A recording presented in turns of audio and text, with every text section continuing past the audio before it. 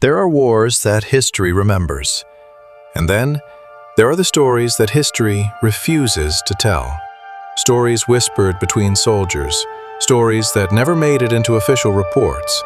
Stories that will make you question everything you think you know about what happens on a battlefield after dark. Tonight, we have 3 of them. My name doesn't matter. What matters is what you're about to hear. Welcome to Warzone Horror. This story comes from the personal diary of a British soldier named Thomas Hartwell, discovered in 2003 by his grandson. Thomas was stationed in the trenches of northern France during the winter of 1917. He wrote, "It was the 3rd week of January. The cold was unbearable.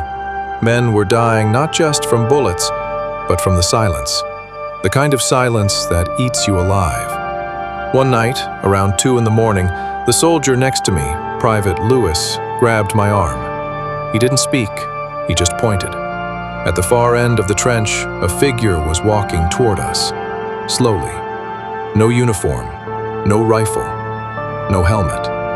Just a man, walking through no man's land as if he owned it. We raised our weapons, but something stopped us. The figure stopped exactly 10 feet away. I could see his face now. He was young, maybe 19. His eyes were completely white. No iris, no pupil, just white. He opened his mouth, and in a voice that didn't sound human, he said, "Go back, all of you. Go back now." Lewis fired. The shot should have hit him dead center, but the figure dissolved like smoke, like he was never there. 3 days later, a German assault wiped out every man in the neighboring trench. Our section survived. To this day, I don't know what we saw that night, but I believe it saved our lives. Thomas Hartwell survived the war. He never returned to France, and he never spoke of that night again, until the day he wrote it down in that diary. This account was submitted to a paranormal research group in 1987 by a Vietnam veteran who wished to remain anonymous. He called himself only Radio Man. He wrote, "I was a radio operator. My job was simple. Maintain communication between units. In February of 1968, during the Tet Offensive, our unit got separated from the main battalion, deep in the jungle. No backup, no clear coordinates.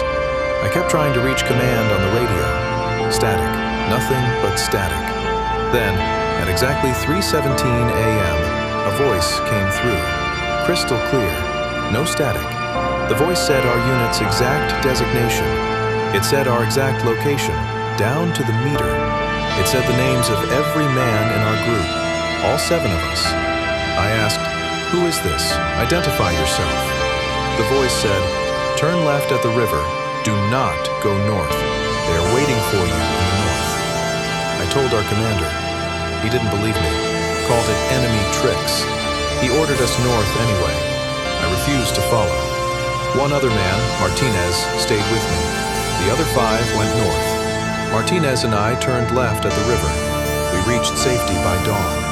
The other 5 men were found 3 days later. I won't describe what was done to them. To this day, I have tried to find that radio frequency in our logs.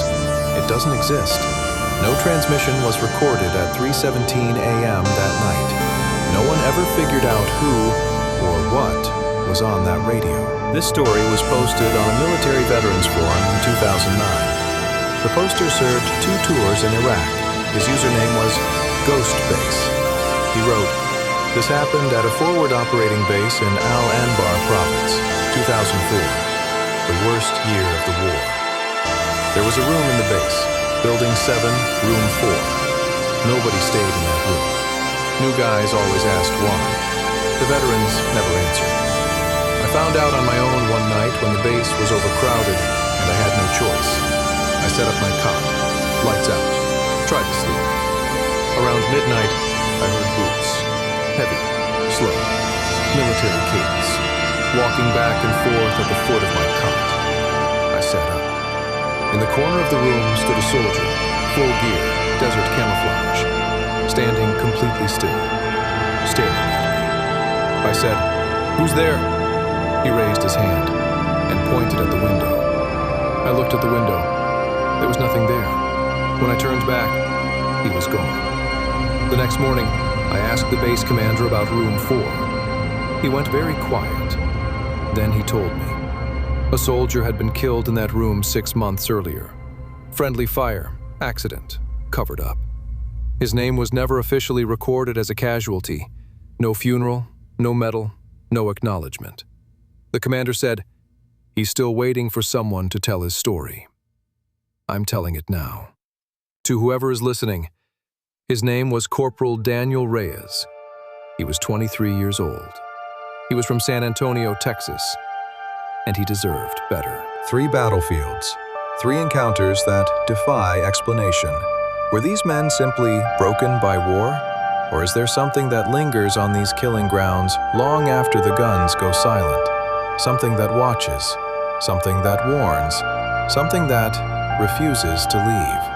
If you have your own story, from a war zone, a military base, or an abandoned battlefield, leave it in the comments below. The darkness is always listening. Subscribe to Warzone Horror, and remember, where war meets darkness,